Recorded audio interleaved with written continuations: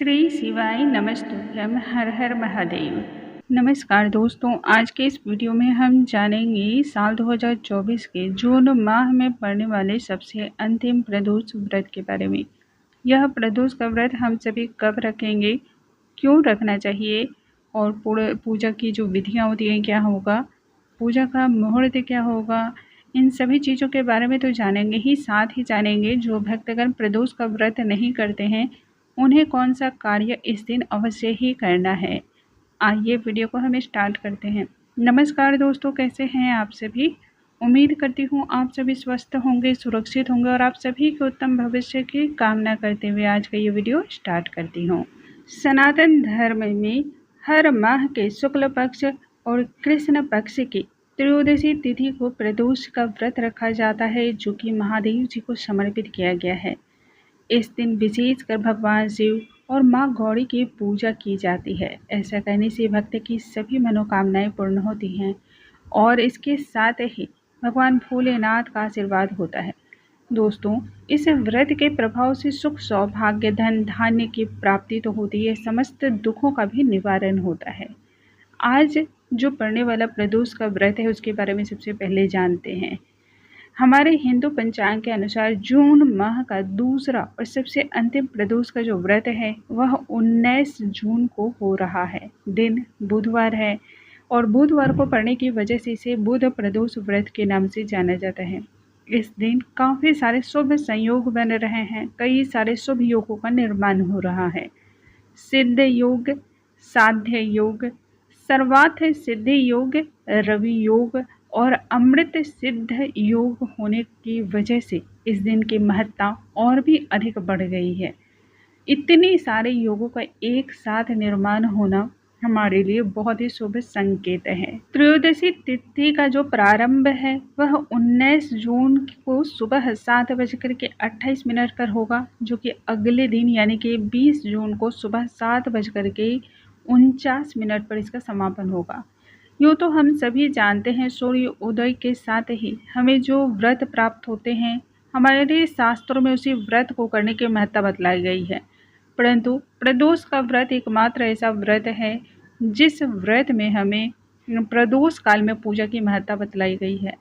अब 20 जून को चूँकि सुबह ही प्रदोष का जो पूजन है, व्रत है, ये समाप्त हो जा रहा है, तो हमें प्रदोष काल में तो यह प्राप्त नहीं होगा।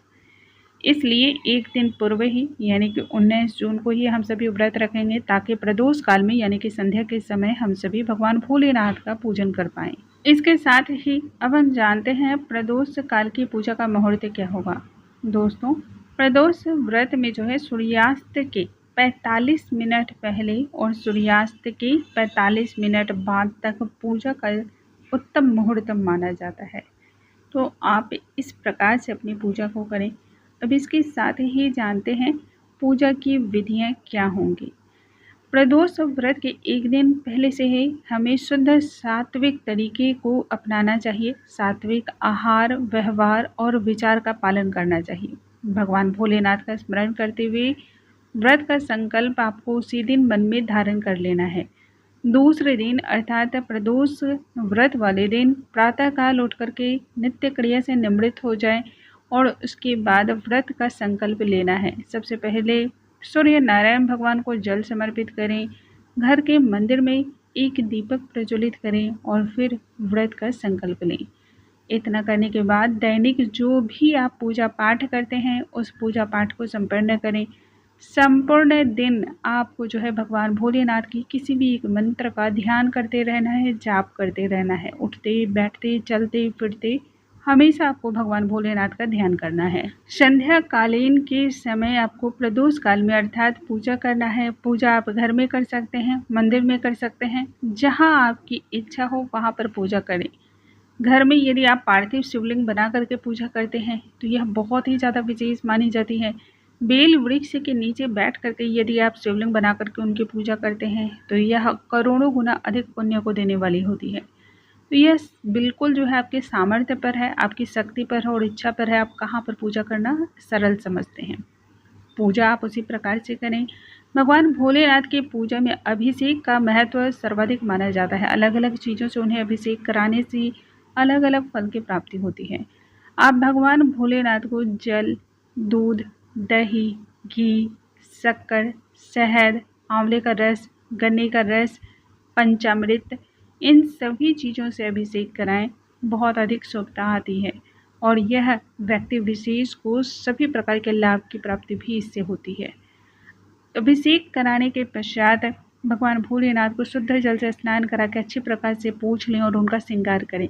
श्रृंगार करने से पूर्व सबसे पहले आप उन्हें वस्त्र समर्पित करें और फिर त्रिपुंड मस्तक पर लगाएं। त्रिपुंड यदि नहीं लगा सकते हैं तो अष्टगंध या फिर चंदन का तिलक लगाना चाहिए। उन्हें साबुत अक्षत अर्पण करने चाहिए। काला तिल, जौ, गेहूँ, गुड़ और इस दिन जो विशेष करके सभी भक्तों को अर्पण करना है, फिर वह व्रत करते हों या फिर व्रत ना करते हों, क्योंकि यह एक ऐसा कार्य है जिससे बुद्धि, विद्या और संतान से मिलने वाले समस्त प्रकार के सुख की प्राप्ति होती है। एक दिन पूर्व ही आपको हरे जो मूंग होते हैं छिलके वाले, उसे भिगो कर रख देना है और प्रदोष वाले दिन, प्रदोष काल के समय भगवान भोलेनाथ को ये हरे मूंग जरूर समर्पित करने हैं। हरे मूंग समर्पित करने से वाणी में मधुरता आती है, वाणी प्रखर होती है, बोल चाल में चतुराई आती है, वाणिज्य यानी कि व्यापार बढ़ता है। तो यह बहुत ही ज़्यादा शुभ माना जाता है, इसलिए यह कार्य प्रत्येक मनुष्य को करना चाहिए। फूल में आप धतूरा, कनेर के पुष्प या आपके पास जो भी पुष्प उपलब्ध हों वह पुष्प भगवान भोलेनाथ को समर्पित करें, दुर्वा समर्पित करें। उसके बाद नैवेद्य के स्वरूप में जो भी आपके पास ऋतुफल हों आप उन्हें समर्पित करें। नारियल विशेष कर समर्पित किया जाता है। यह सब आपकी इच्छा पर है, आप जो भी समर्पित करना चाहते हैं वह कर सकते हैं।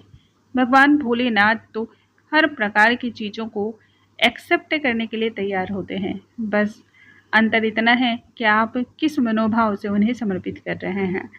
धूप, दीप, अष्टगंध दिखाएं और तब हाथों में पुष्प लेकर के बुध प्रदोष व्रत की कथा का श्रवण अवश्य करें।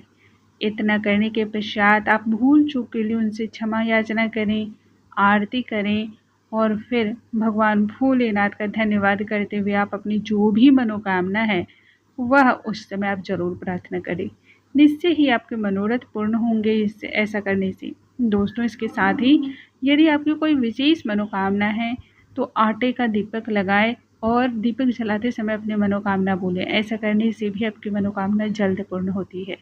उम्मीद करती हूँ आज का ये वीडियो आप सभी को बहुत अधिक पसंद आया होगा। वीडियो पसंद आया हो तो लाइक, शेयर, सब्सक्राइब करना बिल्कुल ना भूलें। अगले वीडियो में हम फिर से मिलेंगे, तब तक के लिए नमस्कार दोस्तों।